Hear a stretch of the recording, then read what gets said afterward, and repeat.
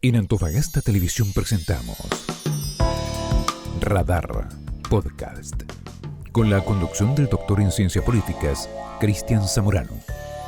Bienvenidos. No solo inició el año para los diferentes estudiantes escolares, también empezó el año político.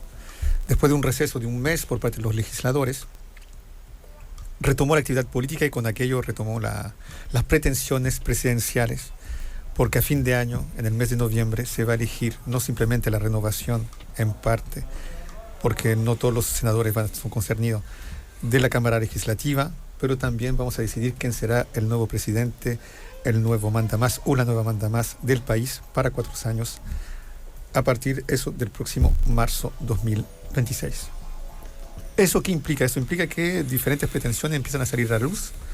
De hecho, diferentes pretensiones declaran no existir en realidad, como sucedió con Michelle Bachelet y como sucedió también en el caso contrario, justamente relacionado con aquello, la renuncia de la ministra, de la ahora ex ministra Tobá, para sin duda ser una candidata para un cierto sector de la izquierda.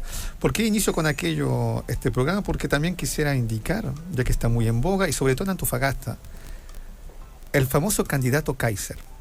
Y el famoso candidato Kaiser, de un punto de vista hoy en día institucional, puede inscribirse como candidato sabiendo que el CERVEL inscribió oficialmente al Partido Nacional Libertario como partido político legal en el país. Por ende, pueden tener perfectamente un representante como candidato presidencial y también una lista para las elecciones legislativas. Mi pregunta es, ya que es tan exitosa la candidatura, la precandidatura de este candidato, si la gente sabe realmente lo que es la teoría libertaria. ¿Qué significa ser libertario? ¿Dónde se ubica de un punto de vista, su ubicación cuál es en el panorama partidista político? Y para eso es importante recordar que el término libertario, al igual que lo que concierne a los anarquistas, de hecho recuerden que en mi ley se decía anarcocapitalista, son personas corrientes, movimientos, organizaciones que como valor fundamental, como valor supremo, indican que este debe ser la libertad individual y por ende toda forma de autoritarismo político, algo que se involucre en la organización social o de la vida privada, es absolutamente excluida según el paroxismo, según el paradigma de la doctrina libertaria. Es decir, acá lo que se está defendiendo es una no intervención del Estado, lo menos posible, más allá del principio de subsidiariedad. Acá acá el Estado es casi considerado como enemigo, ni hablar de los impuestos.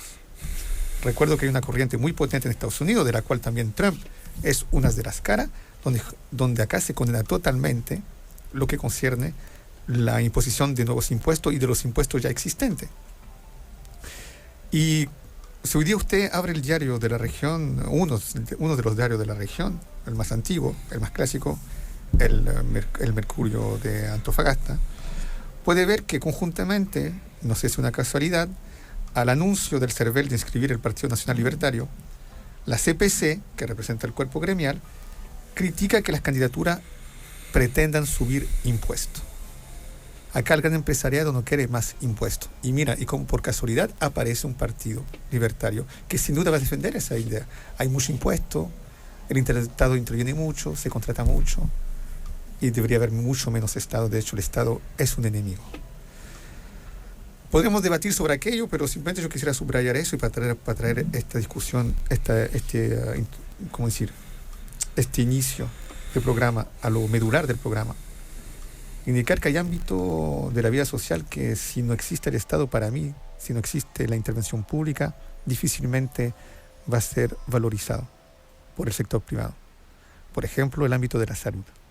Ya con el sistema que hoy en día conocemos, estar sano, sanarse, si uno tiene un cáncer, por ejemplo, cuesta una fortuna. Y es muy difícil, justamente, salvarse. Yo creo que ahí el Estado sí se necesita, y para financiar aquello se necesitan impuestos, que sean directo, indirecto, justo, menos justo, pero se necesita impuestos, sobre todo cuando vemos lo que produce acá la extracción minera y cuando muchos están indicando que hay una relación de causa-efecto entre la extracción minera, con todo lo que eso implica, y la tasa de cáncer que se dispara en esta región. Bienvenido a Radar Podcast, y para seguir hablando de este tema, hoy en día tenemos la suerte, ya casi que no resultó, de invitar a Michel Marín, presidente del Colegio Médico de Antofagasta. Bienvenido, Michel. Hola, buenas tardes y gracias por la invitación. Michel, mira, nosotros en este programa siempre empezamos con una parte porque, bueno, muchos en el mundillo político, mediático te conocen. Has intervenido varias veces no solamente en el programa Radar, sino también en la entrevista con Eduardo Guyana, y ya has publicado un libro, Hizo Ruido, el Mercurio muchas veces lo cita. Tu Reels, tu mini video de una intervención tuya en nuestro programa Radar alcanzó 26.000 vistas, va por los 27.000. Pero en realidad la gente te conoce poco, aparte de la figura del médico y del vocero de. Y mi pregunta es, para conocer un poco más el personaje, más allá de lo que se puede mostrar en la acción pública, tu recorrido, de dónde eres, dónde naciste, cómo llegaste de algún modo a ser médico y por qué te especializaste en este ámbito. Bueno, actualmente soy el presidente del Colegio Médico Regional Antofagasta. Soy antofagastino, nacido aquí en el hospital antiguo, que queda en Avenida Argentina. Alcancé a nacer en ese hospital. Estudié en el colegio acá, soy sanluisino, egresado del colegio. ¿De San Luis? Sí, soy egresado del colegio San Luis. Sí, tengo varias cosas que todavía no me ligan un poco al colegio. Siempre toqué en la banda, y nosotros tenemos una banda de exalumnos que todavía sigue operativa. Sí. Vamos a cumplir 10 años este año. Es importante, exalumnos 10 años, vamos a cumplir más años. ¿Toca música, una banda? Yo toco, claro, varios instrumentos, pero ahí me ha tocado en algunos de los instrumentos que se van requiriendo. ¿Qué tipo de música tocan? Son bandas principalmente, ¿cómo se llama? Instrumentales de los colegios. Que usan los instrumentos habituales, clarín, pífano, pito que le llaman, caja, ese tipo. Así que este año, feliz que vamos a cumplir de años desde que iniciamos, cuando el Colegio San Luis cumplió los 100 años de vida, y ahí se decidió juntar una banda de exalumnos, que fuimos 100 personas para los 100 años. Después fuimos bajando un poquito, se fueron saliendo algunos, pero se ha mantenido hasta el día de hoy. Yo estudié medicina en Santiago porque en el tiempo que yo salí del colegio no existía la facultad de medicina. ¿Por qué optaste por medicina? Es difícil saber por qué uno opta por la medicina. Probablemente me gustaba desde chico por distintos motivos. Uno cuando entra a estudiar medicina estando en cuarto medio piensa de que porque me gusta la biología, las ciencias naturales, sí, y tiene alguna relación, pero probablemente cuando uno entra a la medicina, la medicina es más social que de lo científico, es verdad, las ciencias naturales, la matemática también es fuerte, pero es más el aspecto social fundamental. El aspecto social y la relación con las personas, que es lo que más se explota, porque puedo saber mucho, pero si no me logro interrelacionar, es difícil ser buen médico. Pero también una carrera muy difícil, una de las más difíciles que hay, universitaria. Yo creo que todas las carreras tienen sus bemoles. Yo no desmerezco a ninguna carrera, yo creo que todas son difíciles, sí. Y probablemente hay varias carreras que yo no podría haber estudiado, me hubiese ido pésimo. Tal vez en esto tenía alguna habilidad que la supe explotar. Por ende, todas las carreras son difíciles. Tal vez es difícil entrar, probablemente sí. Cuesta. Últimamente tal vez se han dado más opciones. Cuando yo salí habían solo 6 facultades de medicina, y todas desde Santiago hacia el sur. Entonces ahora hay más opciones en todo Chile. ¿Y cuál integró usted? Yo salí de la Universidad de Chile. Y ahí el bicho de la política no lo picó, no había movimiento. No, estábamos en el tiempo de la dictadura, entonces estábamos en otro momento, y obviamente lo que buscábamos era tratar de llegar a la democracia. A mí me tocó estar en la universidad en el tiempo del cambio de todo esto, es decir, entré cuando estaba la dictadura, me tocó el periodo de las elecciones, del sí y el no, y después las elecciones. Cuando igual lindo periodo para creer en la política en todo caso, ¿no? Claro, sí, pero es que la visión que uno tenía en ese momento era diferente, porque veníamos pasando de un momento rudo que fue el tiempo de la dictadura, y cambiarnos a la democracia y lograr algunas cosas que muchos dicen, no, es que no se logró nada. Yo creo que el que lo vivió sí se logró mucho, y uno tendría, no podría decir que así como decía el eslogan, la alegría ya vino tan 100%, pero si uno lo compara, yo que me tocó vivir en primera persona ambos periodos, sí hay una diferencia notable, sustancial. sí. Lo que implicaba opinar en ese tiempo era peligroso, es decir, no podríamos estar haciendo ninguna de estas opiniones. Sí. Probablemente al salir de aquí ya no existiría. Y muchas otras cosas, desde el punto de vista económico era terrible. Entonces, yo sí creo que, tal vez no vino con todos los colores que hubiéramos querido del arcoíris, pero sí había un cambio que fue radical y notorio, independiente del cómo, de si era para uno u otro lado, porque yo digo, el hecho de que fuera democrático cambió todo. ¿Sí? Y ya han salido en estos 20 y tantos años, bueno, más, pues. ¿Cuántos años llevamos? 30. Claro, 30 años, casi para 40 ya. Correcto, sí. Distintos sectores políticos que han comandado la presidencia. Sí, hubo alternancia política, pero sigue siendo un ente democrático donde podemos discutir. Democrático hasta por ahí, como dicen, porque esa democracia representativa a veces no te representa tan bien. Pero es la democracia que tenemos y la que hay que tratar de defender para no llegar a lo que nos pasó en algún minuto. ¿Sales de la universidad y qué pasa ahí? ¿Se pone a trabajar directamente? No, claro, nosotros cuando salíamos de la universidad uno opta a un sistema y te mandan a distintos lugares, a lo que le llamamos médico general de zona. A mí me tocó al interior de Iquique, Pozo Almonte, Camiña, Macaya, Parca, Guatacondo, lugares que tal vez realmente algunos no los conocen mucho, pero existe. Todavía mi primera aproximación de médico, muy interesante. Realmente es un médico muy demasiado cercano. Yo era el médico que estaba ahí, tenía que resolver desde lo pediátrico, lo obstétrico, ginecológico, lo quirúrgico. Es decir, un médico de necesidad 100%, porque es la opción que tienen donde está ubicado uno. Está en el imaginario colectivo en la imagen del profesor del campo y también del médico del campo, ¿me entiendes? Que en realidad cumple varias funciones y totalmente una función social. Me da la impresión que un poco eso. Claro, y realmente pasáis a ser casi autoridad en algunas cosas. Sí, te pedían opiniones para algunas decisiones. Yo creo que es un momento interesante en la vida de uno como médico y yo me alegro de haberlo podido vivir. No es tan fácil, porque es verdad que a uno lo llena un sector, es medio inhóspito, no conoce, solo y chico. Si uno, está la soledad. Años, y no es tan fácil. Pero fue un buen momento, creo, de mi vida profesional. Yo lo agradezco y eso me permitió volver después a través del sistema del ministerio. Yo he estado siempre en el servicio público desde que egresé, a hacer mi especialidad en cirugía. Yo soy cirujano adulto, estoy en la Chile de nuevo, en el J. Aguirre. Yo salí de ahí. Como un posgrado. Claro, así la especialidad que le llamamos, y yo posterior a eso hice su especialidad de cirugía plástica. Soy cirujano plástico, reconstructivo y estético, porque la gente tiende a pensar que es plástico. No es simplemente estético, no, claro. Para nada. Y porque desde la universidad yo tenía mucho contacto y mucha relación, ya metido un tiempo largo en lo que es la Fundación Ganzi, lo que se refería a los fisuras labio-palatinas, los labios leporinos que le llaman las personas. Y ya tiempo en eso, y la recomendación de mi jefe, que era el doctor Monasterio en ese tiempo, el jefe de la Ganzi, fue que estudiara cirugía adulto, hiciera cirugía plástica y volviera a ser fisurado. Me hice una subespecialización en eso, y después fui a México a terminar.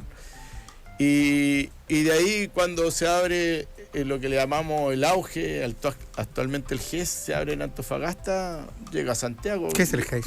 El GES es la garantía explícita en salud, que es lo mismo que era lo que llamamos el auge, que son un número de patologías que se determinaron que tenían una prioridad en la atención. Porque se ha determinado estadísticamente que en la medida que nosotros tratamos esa prioridad, evitamos algunas complicaciones. Por ejemplo, si yo A la persona que tiene cálculo de la vesícula le saco el cálculo cuando no tiene, solo lo diagnostiqué, no tiene síntomas, evito en casi un 100% que tenga cáncer de vesícula. Okay. Y esto que ya más de 20, 30 años pero es que más que preventivo, sino que donde apunto los dardos para hacer más eficiente el uso económico. Okay. Realmente en la economía, en la salud, un poco dolorosa, pero esto ya se implementó hace tanto tiempo que ahora... Ya y debe dar resultado para que siga. Porque logró resultar y hay que decir que, claro, el cáncer de vesícula que estoy nombrando claramente bajó por el solo el efecto tanto, de sacar los cálculos en forma preventiva a las personas menores de 45 años. Entonces hay varias cosas más, y entre eso aparece la fisura labiopalatina, que se dieron cuenta de que si se estructuraba y se atendían en el tiempo correcto, de la forma correcta, esos niños tenían menos complicaciones el día de mañana. Entonces se determinaron hacer varios centros, uno en el norte y todos los otros estaban en el sur. Y cuando postulan en el norte, yo determiné que tenía que venir a devolver la mano, y ahí presenté mis papeles, y obviamente ya un tiempo en esto, y quedamos, y me vine a formar esa unidad. Yo actualmente todavía sigo siendo el jefe de la unidad, ya llevamos 20 años, y atendemos la macrozona norte respecto a las fisuras labiopalatinas y a las malformaciones principalmente faciales y del nacimiento. Mire, lo que tú me cuentas me hace venir en mente, hace poco vi un reportaje sobre lo que se llamaban, después de la Primera Guerra Mundial, en 1914-1918, utilización del gas mostaza. El gas mostaza tenía como efecto de deformar la cara de la gente que lo aspiraba. Y vimos muchos soldados que regresaron después a la vida civil con, se decía en francés, des gueules cassées, hocicos quebrados, porque tenían realmente una deformación horrible.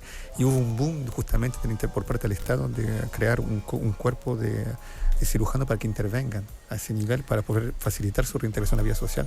Que no es cirugía estética, también tiene una parte medicinal muy es que terriblemente de ahí nace la cirugía plástica. Sí. Se nace de la guerra. Nace la guerra, y la plástica se llama la plasticidad que uno tiene en la toma de decisiones para poder resolverle un problema a alguien. De eso viene. Y claramente la plástica, como tú bien dices, después de la Primera Guerra Mundial es cuando se tuvo el auge, porque muchos secuelados, vivos secuelados graves, y de ahí empezó a tener auge. Se habían hecho muchas cosas, es decir, cirugías como tal referente a la plástica hay muchas, muy antiguas. Pero cuando se tomó como una carrera, como una especialidad específicamente, fue lamentablemente después de la Primera Guerra Mundial. No, eso para subrayar el aspecto social, de algún modo, está conectado, porque muchas veces, de razón, crees que es científico, crees que es biología, una ciencia casi fría, pero en realidad tiene una parte humana fundamental, el hecho de ser... Trabajamos con personas. Las personas no es solo la enfermedad. No. Y a veces la persona no es solo la enfermedad, es la persona lo que piensa, lo que cree, y lo que piensa y lo que cree la familia, y lo que piensa y lo que cree su cónyuge. Es complejo, ¿no? Por eso uno trabaja con personas, no trata enfermedades, trata personas que tienen una enfermedad. Ahora, ya que conociste las dos ciudades, Santiago y Antofagasta, y para pasar un poco a la ronda de preguntas más rápidas, un pimponeo, ¿Antofagasta o Santiago hoy en día? ¿Dónde te sientes más cómodo? No, Antofagasta, lejos. A mí me gusta el mar y me da la tranquilidad de lo infinito. Al mirar ¿Extrañaste el mar cuando estabas en Santiago? Sí. ¿Qué extrañas del mar? Me gusta el mar, de sentirlo, bañarme y saber que no hay un límite, por lo menos a la vista, porque obviamente hay un límite. Sí. En Santiago está todo cerrado por todos lados. Sí. Alguien es dueño de todo. Aquí, extrañamente, yo todavía puedo subir un cerro y no tengo que pasarme una cerca, ¿no? Eso me parece importante. Es una jungla concreta, como dice Concrete Jungle. No, y hasta los cerros ya ahora están todos cercados. Yo me acuerdo así, yo soy bueno para el trekking y ya hasta el último ya todos los cerros tienen que pedir permiso. Sí. No, eso no pasa en Antofagasta, espero que no. Sigamos hablando de lo social, justamente del estallido. ¿Cuál es tu visión acerca de ello? ¿Fue un estallido social o un estallido delictual? ¿Cómo tú lo crees? Ya que está de moda ese término también. No, claramente un estallido social que yo creo que de alguna forma todos lo vimos venir y nadie logró hacer nada. Yo creo que cuando hay gente que está pasándola mal y el resto que no la está pasando tan mal, no estamos haciendo nada, en cierto sentido somos culpables de esa situación. No culpable directamente, porque no es que yo le haya hecho daño a nadie, y yo también me quemaron alguna propiedad y todo, pero sí porque debimos haber tomado decisiones, porque hay gente que verdad que la pasó mal, es decir, gente que se jubiló pésimo, horrible, que se enfermó pésimo, gente que no tiene opciones a la educación, claramente, y eso ha pasado en todas partes. Cuando la presión existe tan fuerte, tú que vienes de Francia, cuando es tan fuerte la presión, tarde o temprano no tienes nada que perder, y eso es lo que pasó.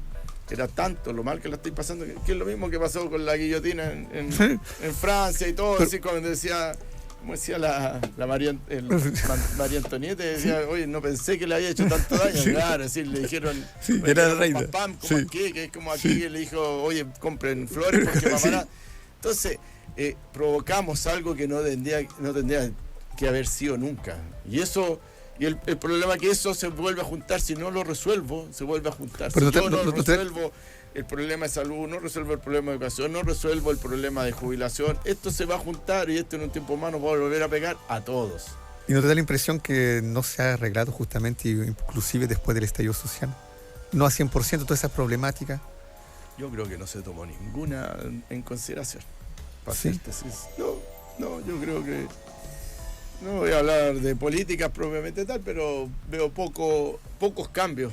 Es decir, va a haber pocos cambios porque hay una estructura que te permite cambiar poco. Sí, pero básicamente es eso, lo estructural no se ha tocado. Nos movemos para allá, nos movemos para acá y quedamos de mismo. No sé, yo no he visto un cambio, el cambio del tema de la jubilación. A mí, así como está en el concepto, no me parece, independiente de que si es más o menos rentable, que eso yo creo que hay un error, pero ese es un error filosófico de cada persona. Yo creo que no es la rentabilidad, es como yo protejo a alguien, y yo tengo que buscar eso. La misma en la salud, yo tengo que proteger a alguien que en ese minuto está indefenso, porque está enfermo, porque está embarazada, porque se pegó, se quebró.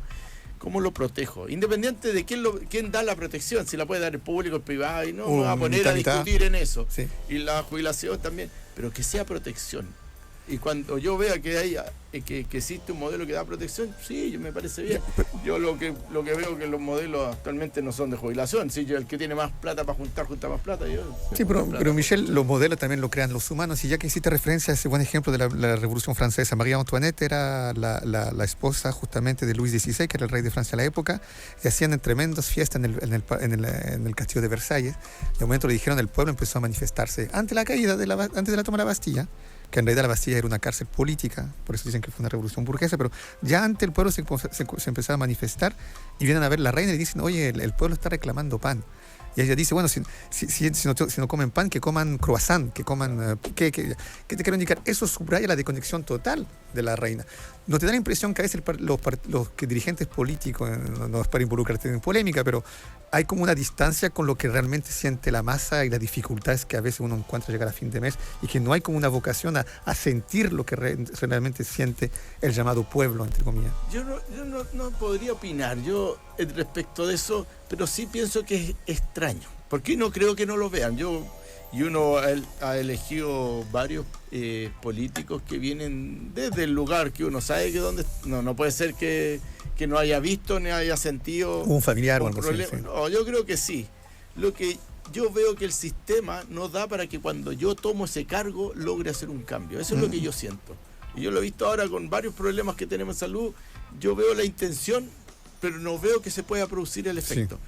Porque claramente hay una fuerza mucho más superior que el poder político y todo, y que denosta todo este asunto, porque todos se sale a decir, no, que esto es malo, no vote, no haga esto, para que se denoste y como que traigamos un dictador nuevamente. Sí, eso es. ¿Por qué? Porque hay un manejo, que claramente el manejo de la gente que tiene más recursos, el 1% que maneja el 100% de las decisiones. Entonces, es como que, como decimos allá en salud, es como un gusanito y se te mete y te desarma el cerebro porque no podía hacer nada. Si te mete en un lugar con las armas que tienes, si yo diputado de tal lugar me meto, o senador o político, lo que sea, no lo resuelvo. No. ¿Se imagina el problema que nosotros tenemos con la concesionaria? Todos saben el problema de la todos, no hay nadie que esté en desacuerdo con el problema. Y no se puede hacer nada. Y han venido los diputados, senadores, todo. Sí, háganlo de nuevo el contrato. Que venga la FIFA y nadie puede hacer nada. Entonces pero ¿cómo está? Hay más tantos allá de candidatos, eso, porque es económico. es económico, porque esto es lucas, firmaron un contrato de plata de por medio. Hay gente que Gigante. no tiene 2 lucas como No. tiene mucha plata, No. que cada vez se compran hasta voluntad, entonces es muy difícil. Entonces yo lo veo así, lamentablemente. Creo que hay que mantener la democracia porque no tener democracia es peor aún. Pero los cambios tienen que venir de abajo, para ser sincero. Espero que no vuelva a haber un estallido social violento, Pero si no se mejoran las condiciones, si no se va a vamos a manifestar llegar a todos algo. los mismos lugares y nos van a piedrar los autos y vamos a pasar la misma cosa. Pero hablemos justamente de política y de cambio. Viste hace poco lo que sucedió con Donald Trump y el presidente ucraniano. Ahí, instintivamente, ¿hacia dónde te diriges? ¿Hacia más Donald Trump o hacia Zelensky? Pero no sé. Esa manera de esa aproximación de la política, una aproximación brutal, directa, pragmática. Muy mala las dos, yo considero. ¿Sí? Es decir, me lo encontré prepotente a Trump, como le planteó más o menos, tú haces esto, yo te voy a hacer esta cosa. y tú me pásame esto para indemnizar. Sí, aquí soy yo el que manda, y si no, me parece raro. Ahora, entender ese problema y que salgan de ese tema, yo creo que hay que sentarse con hartos más a conversar.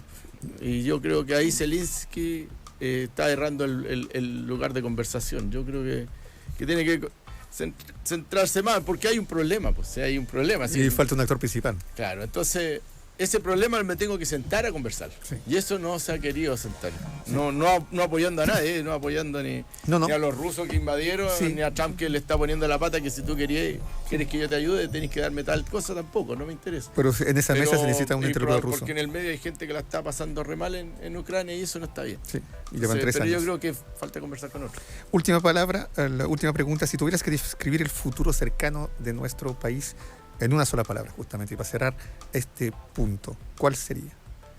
El futuro cercano. Mira, yo lo veo bien porque la gente más joven ha ido cambiando algunos pensamientos y yo siempre he considerado que es bueno los cambios. Yo creo que nos quedamos un poco achanchados por hartos años porque nos costó, después de salir de la dictadura, ir cambiando cosas, pero yo creo que la gente va a ir cambiando y la idea de los jóvenes es distinto. Tienen una idea muy clara de proteger el medio ambiente, de darle valor a otras cosas que me parecen más importantes que las lucas que en algún minuto alguien nos puso encima como el factor más importante. Eso me da esperanza de que vamos a tener un mejor Chile. Me gustó tu optimismo y como dijo Dante Alighieri, el momento es ahora y el lugar es acá. Sobre estas palabras cerramos la primera parte de Radar y luego vamos para la segunda. Cristian Zamorano continúa con la conversación en Radar Podcast.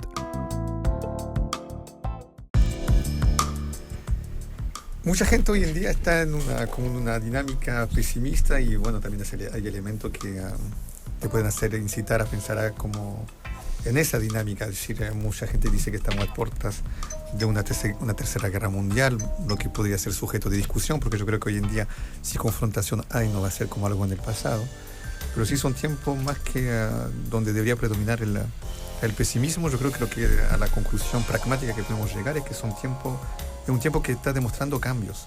Estamos entrando en una nueva era, quizás ya iniciamos esa nueva era y nos estamos dando cuenta que hay diferentes elementos, síntomas que demuestran que estamos en una nueva era. El asunto es que todo proceso de transformación siempre es medio doloroso, inclusive ya que estamos con un médico acá en el set, hasta cuando el cuerpo humano experimenta cambios es doloroso, por algo todos pasamos por la edad de la pubertad, pero después de la pubertad llega la edad adulta y uno tiene después la herramienta suficiente para crear su vida de manera conveniente una vez adulto. Yo creo que acá lo que estamos viviendo como era, es básicamente una era de transición, una nueva era y quizás no hay que siempre tener miedo, sino observar y adaptarse de la mejor manera a todos los cambios que estamos viviendo y quizás también a veces liderar esos cambios y no siempre ser un sujeto pasivo antes de aquello. Justamente hablando de sujeto pasivo y para retomar la discusión que tuvimos en la primera parte del programa, Michelle, cuéntame acerca del informe del Colegio Médico en relación con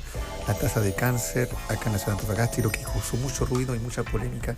Y en todo caso tuvo buena palestra mediática, lo que para mí fue un punto favorable acerca de lo que indicaba ese informe. Claro, para nosotros ya hace un tiempo nos trae de mucha preocupación las tasas de cáncer de la zona, tanto en la tasa de incidencia como en la tasa de mortalidad. Es decir, tenemos más cáncer y mayor incidencia de mortalidad por ese mismo cáncer. Es decir, en otro lado, por el mismo cáncer se mueren menos personas que las que mueren acá. Es como más intenso, más agudo, y probablemente llegamos más tarde a los cánceres, que es lo que se ha ido demostrando con algunos cánceres como de pulmón, que claro, si yo llego en etapas iniciales, tengo un tratamiento bastante efectivo, pero si llego en etapas muy tardías, el tratamiento ya no es efectivo. Entonces, eso es preocupante porque muchos de estos cánceres, en algunos casos, podríamos haberlo detectado de forma precoz, pero no hemos tenido esas condiciones. ¿Condiciones materiales necesarias? En algunos, porque yo creo que uno tiene que enfocar, y eso lo hemos ido levantando hace un tiempo, y por suerte el último año el gobernador, don Ricardo Díaz, tomó esta opinión y se hizo partícipe en que, claro, yo entiendo que el diagnóstico precoz del cáncer de cervicuterino sirve el Papa Nicolau, y muy bueno que se lo hagan, me parece bien. Y el de mama, la mamografía y el antígeno prostático del hombre, pero nosotros tenemos claro que nuestra incidencia de cáncer de vejiga y de ¿cómo se llama? Y de pulmón es muy alto. Tengo que modelar a cómo yo lo identifico en forma precoz. Y eso es lo que nosotros veníamos planteando hace un tiempo, tratar de identificarlo de manera precoz, igual el cáncer colorectal. ¿Cómo lo detecto precoz? No existe a nivel nacional un examen de detección precoz, algo operativizado que diga esto, usted tiene que irse. No existe. Entonces, eso lo teníamos que hacer local. Era un manejo local porque, claro, la incidencia de cáncer de vejiga es, no sé, 7 veces mayor aquí que en otro lado. Entonces, obviamente, en otro lado no tienen ese problema, lo tenemos nosotros. Y lo tenemos claramente. Hay que ser sincero, por el arsénico que en algún minuto estuvo contenido en el agua, pero que todavía sigue contenido en el ambiente, porque el arsénico hasta aquí no ha salido. No en los niveles que tenía el agua hace 50 años, que eran 870 microgramos por litro, y actualmente llegamos a 10, que está dentro de la norma. 10, imagínate, tuvimos 800, es decir, 800 veces mucho lo que nos pasó. 80 veces. Bueno, era la ablación en los 70, así que a mí me agarró el problema de la agüita. Pero más allá, el tema actualmente también hay contaminantes que están en el ambiente, que están relacionados con enfermedades específicas, que tampoco lo hemos controlado. Así nos pasó con como les decía yo siempre, nos pasó con el salitre, con la gente que hizo silicosis, nos pasó con el arsénico, con esto, y nos va a seguir pasando al parecer, porque nadie aprendió ninguna lección. Entonces, en este minuto, el tema del cáncer, sí, nosotros tenemos cáncer específicos muy altos que tenemos que ser capaces de detectarlo de forma precoz, y para eso tenemos que instar que la población entienda ese concepto. El concepto es que yo me haga este examen en forma voluntaria y gratis. ¿Cuál examen? Un escáner de tórax, un examen de orina para detectar sangre en la orina, que eso detectaría que yo tengo un cáncer de vejiga o de la vía renal. Un examen específico en deposiciones que detecta sangre en deposiciones. Son exámenes que están disponibles, pero que no se están realizando porque la gente todavía no le toma el peso a esto. Y probablemente eso cuesta, porque hasta las mujeres que llevan tanto tiempo hablando del Papa Nicolau no tienen una adherencia del 100%. Entonces, lo que nosotros decimos, esto de alguna forma, entre comillas, quiero decirlo, es casi obligarlo. Es decir, si yo para ir a trabajar a una minera en altura me piden tal y tal examen, yo le digo, pídale este otro que es gratis, pero que lo traiga, porque de esa forma se lo va a ir a hacer. Y de esa forma se han hecho campañas, y claro, se han detectado estos pacientes de forma precoz, y con lo cual se le entrega una solución buena y probablemente curativa de esa patología. Entonces, si nosotros sabemos lo que nos pasó, porque lo que nos pasó ya nos pasó, verdad que bajaron los niveles, todavía tenemos, considero yo, pero ya nos pasó. Ahora, tenemos que resolverlo a través de la detección precoz, porque no sirve resolverlo en el posterior. Y para más remate, en el posterior, si cuando ya te detectaron que estás enfermo, que necesitáis, nosotros no tenemos los medios, porque claramente desde el punto de vista de los profesionales oncólogos en la región son muy pocos. Es decir, en los informes que se mandan, nosotros, por ejemplo, deberíamos tener para la población asignada, porque hay que entender que la oncología de Antofagasta, el hospital, del cáncer. el tratamiento en cáncer. Ya el tratamiento del cáncer en Antofagasta lo realiza el hospital de Antofagasta para toda la macrozona norte, es decir, Arica, Iquique, Copiapó, Vallenar, Calama, obviamente tal. Todo eso deriva aquí. Eso implica que hay una población asignada como de 1.500.000. Enorme.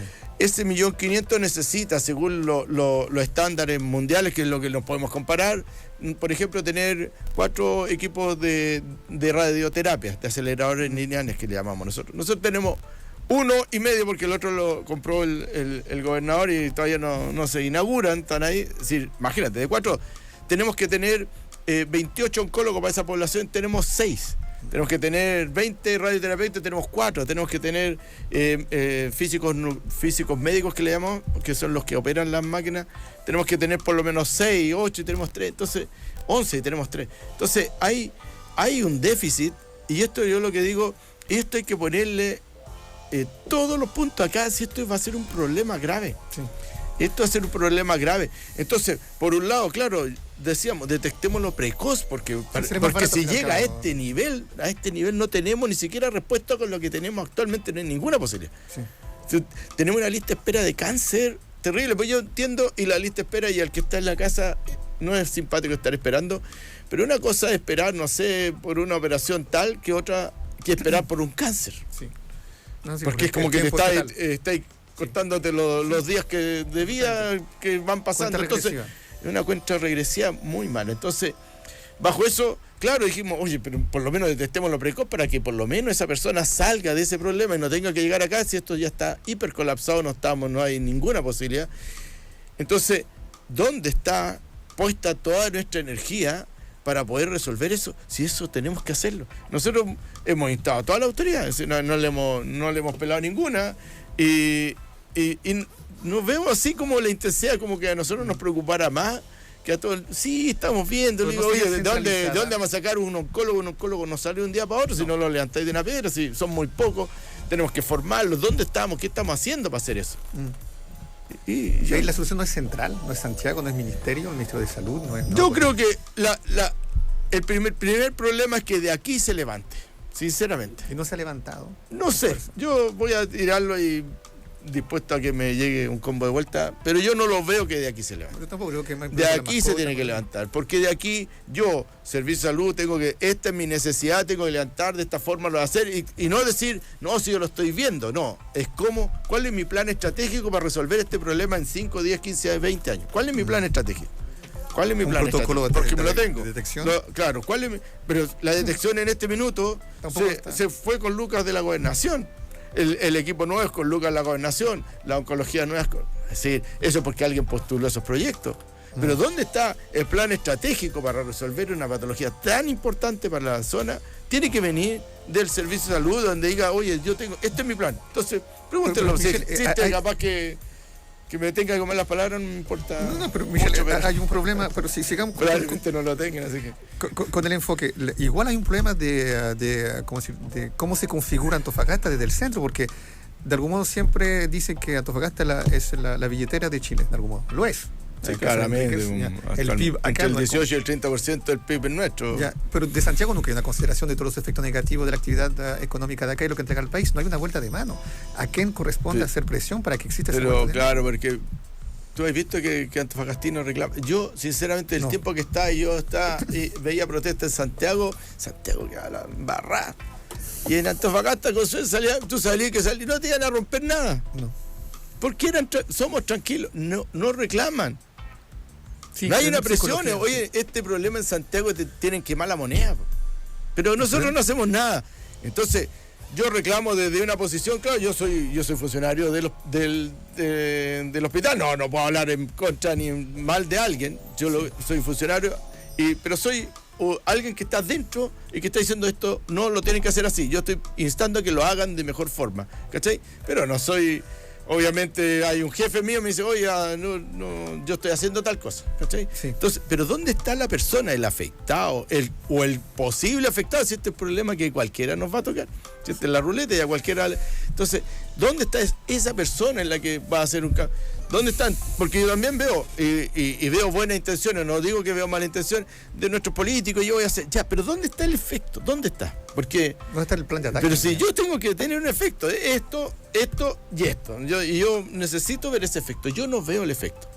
Yo veo todo hablando y me llevan a distintas comisiones. A ver si no hay más papeles, los papeles no los inventé yo, están todos, no sé qué más tenemos que hablar. Si no nos ponemos en concreto, porque la solución es en concreto, no es filosofía, esto es concreto. Yo necesito otro equipo de radio, lo tengo que comprar. No tengo las lucas, ¿de dónde las saco? ¿Cachai? Oye, pero si no tenemos carretera.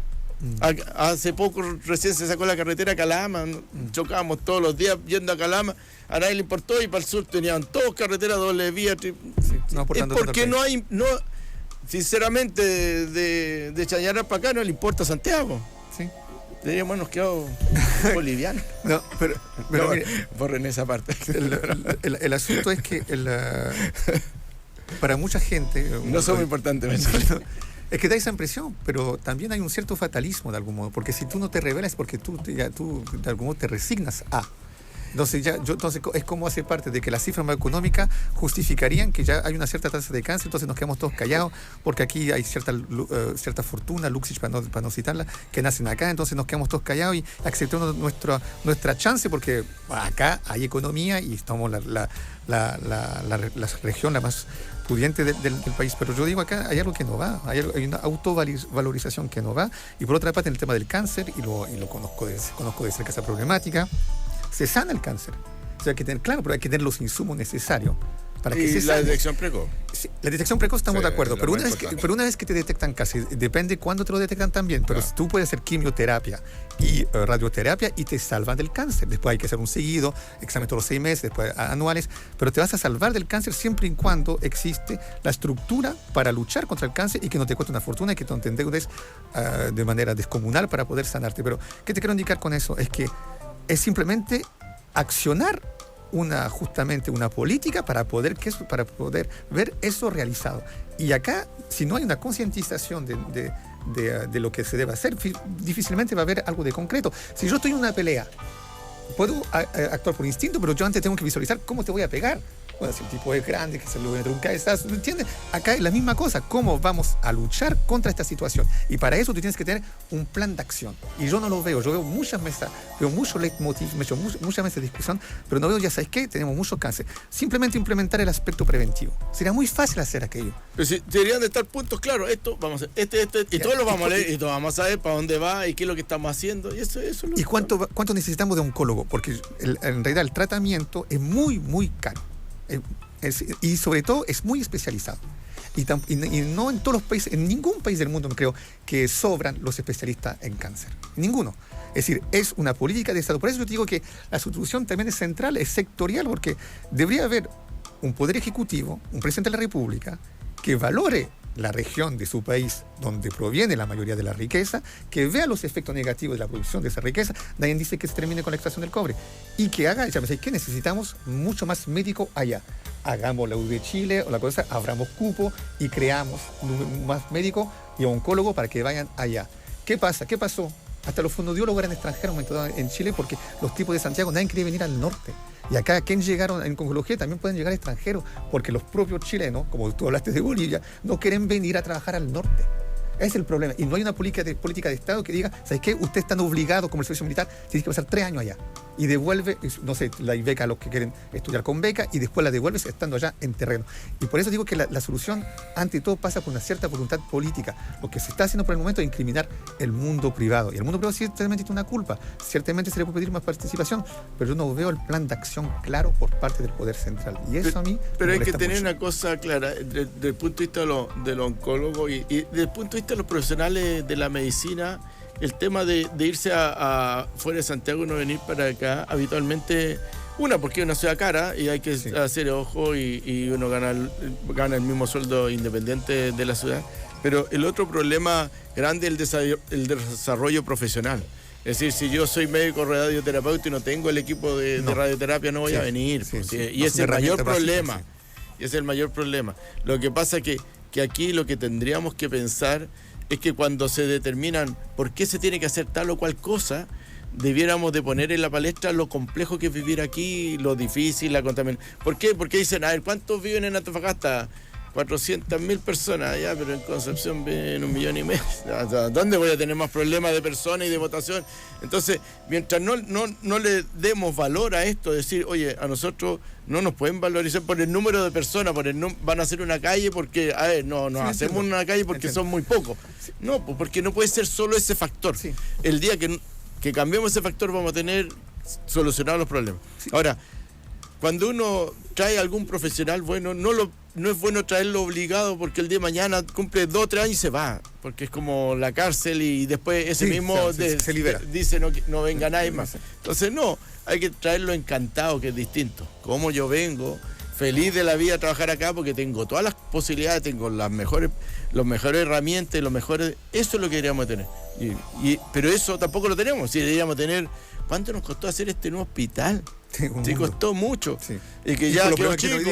Entonces, deberíamos tener la mayor tecnología, es decir, que no hubiese competencia tecnológica con respecto. Al otro día estaría lleno. ¿Sí? Lleno, no habría nadie queriendo. Pues nosotros trajimos un profesional específico de PET, que es un examen que se tiene que hacer para un escáner así como general para ver el cáncer. Esto como 5 años. Hasta el día de hoy todavía no ponen el PET. Hasta el día de hoy. Es decir, trajimos un especialista para hacer un examen y el examen nunca estuvo. ¿Qué crees que hizo la persona? Que se fue. Nunca ni siquiera puede hacer el examen. Entonces, todos los años, y no es que levanta la y seguía haciendo puro trámite administrativo. Y digo, ya, córtenla, me voy, yo soy experto en esto, y si no he hecho nunca un PET, después quedó fuera del mercado y se fue a Santiago a una institución pública a trabajar, es lo mismo que sabía. Entonces, ese es el problema. Pero yo retomo tu argumento de la población, de que, por ejemplo, 1,5 millones en una ciudad y acá somos 400, 600.000 hoy en día. Pero yo creo que, Michelle, si nos estamos dirigiendo hacia el 1 millón de habitantes, yo creo que Antofagasta, por su actividad económica, en el futuro va a tener más gente, no para de crecer. Pero lo que pasa es que están creciendo gente que no vive aquí. Sí, también. Pero lo que yo te quiero indicar acá es que ¿a quién le corresponde hacer la vida mejor, la calidad de vida, mejorar la calidad de vida en Antofagasta, sino en particular al poder político? Acá hace 15 días recibimos a Nicolás Sepúlveda, no sé si lo ubicas, del CREO Antofagasta, que es una entidad mixta que hablan sobre el urbanismo y todo aquello. También recibimos un arquitecto acá. Ambos coinciden con el hecho que, de hecho, la estructura de la ciudad, el urbanismo, la arquitectura de la ciudad, influye sobre la calidad de vida y sobre también el ánimo de los habitantes de ese lugar. Es decir, cómo se configura tu ciudad, eso hace parte de cómo tú vives tu ciudad y cómo tú te sientes en esa ciudad. Y lo que subrayó el Nicolás Sepúlveda, y que yo concuerdo totalmente con él, es que si tú miras la historia, acá era un desierto, acá no había nada. Al fin y al cabo, todo fue inventado. Entonces, agregar la plusvalúa para que Antofagasta tenga una calidad de vida mucho mejor es simplemente es simplemente un esfuerzo de creación y lo insumo para crear aquello. Y lo que yo veo es que no existe la materia gris, ni la voluntad política, ni la priorización de los elementos que van a mejorar la calidad de Antofagasta para justamente aumentar las cifras de habitantes, mejorar la calidad de servicio y hacer de esta ciudad que llegue realmente al nivel que debe estar, porque hay una disconformidad lógica entre lo que aporta esta región y el nivel de vida de esta región. Pero hay varios problemas, porque la otra vez lo conversamos, hay un ingreso promedio muy alto, pero mucho de ese ingreso promedio ni siquiera se gasta en Antofagasta, porque la gente no vive acá, si trabaja solamente acá y lo gasta en otro lado. Sí. Y eso es un problema que redunda en el día a día, si eso no es menor. Sí. Entonces, hay varias políticas que debiéramos ser capaces de intervenir y cambiar para que la gente se quedara acá. ¿Por qué nosotros, Punta Arenas tiene subvención del gas? Nosotros tenemos subvención de la electricidad y hace no mucho teníamos Tocopilla acá al lado produciendo y pagamos la electricidad más cara. La más cara del país. ¿Por qué no hay ninguna ventaja por estar acá? Yo eso es lo que no lo entiendo. ¿Por qué no hay ninguna ventaja?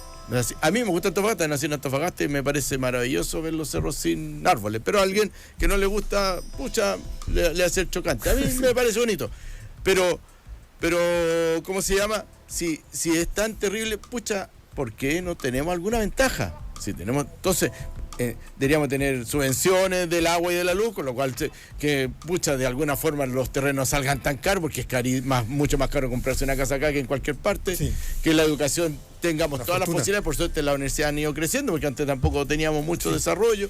Entonces tenemos que crear condiciones para que eso mejore. Y yo creo que eso tiene que apuntar en cómo, como decía el cómo yo hago una ciudad más llevadera, mejor, y nos va a bajar hartos problemas. Pero si no es el poder legislativo, los políticos que hacen ese esfuerzo, ¿a quién le corresponde? ¿A la generación que viene? ¿Tú crees, dónde puede haber un cambio? Si viene de ahí, nomás pues a través de quién lo presionáis. Si lo podéis presionar a través del poder político, nomás. ¿Y quién presiona el poder político? Alguien tiene que... La gente. ¿Y la gente tú sientes que quiere presionarlo o no? Al poder no, político. Porque yo te digo que aquí nosotros todos, porque soy antofagastino 100%, somos más pasivos. Entonces como que, sí, porque yo recibo un sueldo y me pagan un bono y me puedo comprar una tele, me da lo mismo que me canse. No sé, pues es una idea extraña. No, es extraña porque, claro, como que me están tapando la boca porque me están poniendo una luca encima. Entonces, ese problema es difícil de cambiarlo. Ese problema es difícil porque, por lo que te decía, las generaciones nuevas, porque le dan valor a otras cosas. En nuestra generación, que tal vez tuvo alguna precariedad económica en algún minuto, claro, la plata era mucho, porque en los 80 y con los niveles en Santiago, claro, todos los que vieron eso quieren tener un poco más de lucas, y las lucas, pero al cabro chico probablemente ahora ya a mi hijo le llama mucho la atención la cuestión de la contaminación, y están pensando en eso, y no están pensando en tener ni casa ni cosas, tienen otra visión del mundo y de la vida, mucho más relajada, pero por eso digo, tal vez ahí podemos cambiar. Nosotros ya nos achanchamos, yo creo, después del. Pero hay un apego más grande en esa generación con el territorio, ¿no? No sé si con el territorio, sino que es como con el mundo en sí nomás, porque van para allá, pero no es que van a quedarse aquí, no creo, tal vez mi hijo ya esté acá, en otro lado.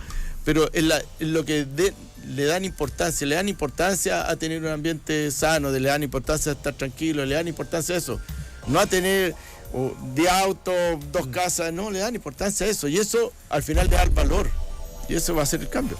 Bueno, si varios piensan así, quizás el vivir en conjunto será mucho más ameno, y en todo caso de figura, Antofagasta tiene un potencial innegable. Esa es la conclusión, yo creo, principal. Tiene una potencial innegable y tiene una riqueza, un ingreso que no tiene ninguna otra región, yo creo, en toda Sudamérica. Falta que se gaste aquí, ¿no?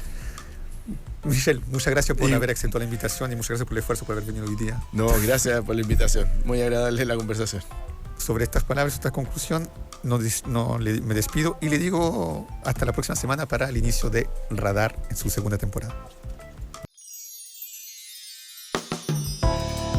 Fue Radar Podcast, una conversación interesante, profunda, junto al doctor en Ciencias Políticas, Cristian Zamorano.